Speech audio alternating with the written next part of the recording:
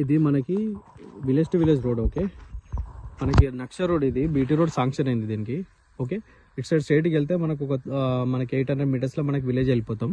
ఇటు సైడ్ నుంచి వెళ్తే ఒక 1 కిలోమీటర్ మనకి విలేజ్ ఉంటుంది. Okay, village to village connectivity road ఇది. ఇక్కడ ఈ రోడ్కి మనకి సెకండ్ బిట్ వస్తుంది మనకి. ఓకే, ఇగో ఇది మనకి పానాది రోడ్డు.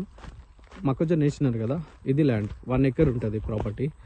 చుట్టూ మొత్తం మనకి కల్టివేషన్ చేసి ఉన్నాయి, ల్యాండ్స్ ఉంటాయి, కల్టివేషన్స్ ల్యాండ్.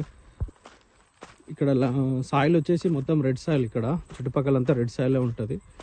మనకి 1 ఎకర్ ప్రాపర్టీ. మనకి నేషనల్ హైవే నుండి ఇక్కడికి జస్ట్ 10 కిలోమీటర్లు ఉంటుంది. ప్రజెంట్ ఉన్న విలేజ్ నుండి ఇక్కడికి ఒక 1 కిలోమీటర్ ఉంటుంది. ఓకే, ఈ రోడ్ స్ట్రైట్గా అట్లనే కనెక్టివిటీ వెళ్తూ ఉంటుంది, వేరే బాయిలక్కడికి వెళ్ళిపోతుంది.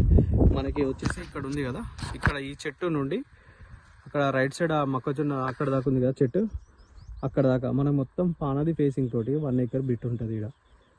ఓకే, మనకి ఆ రోడ్ బీటీ రోడ్ శాంక్షన్ అయింది. రోడ్ వేసినప్పుడు బ్లాక్ టాప్కి మనకి సెకండ్ బిట్ అయిపోతుంది ఇది ల్యాండ్. మనకి నేషనల్ హైవేకి దగ్గరలో 1 ఎకర్ ప్రాపర్టీ కావాలనుకున్న వాళ్ళు కాంటాక్ట్ అవ్వండి. రైతు దగ్గరనే ఉంది ప్రాపర్టీ వచ్చేసి.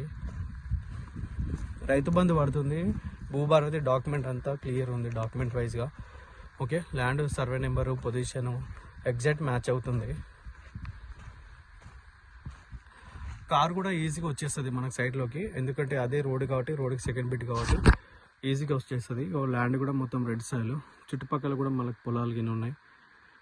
ఇది ల్యాండ్ 1 ఎకర్.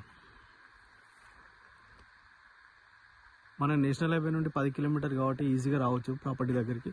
మనకి ఫేసింగ్ వచ్చేసి అక్కడ నుండి ఇక్కడ దాకా ఉంటుంది. మనకి మొత్తం పానది ఫేసింగ్ ఎక్కువ ఉంటుంది మనకి. ఇందులో ప్రజెంట్ మొక్కజొన్న వేసినారు. ఇది ల్యాండ్ 1 ఎకర్.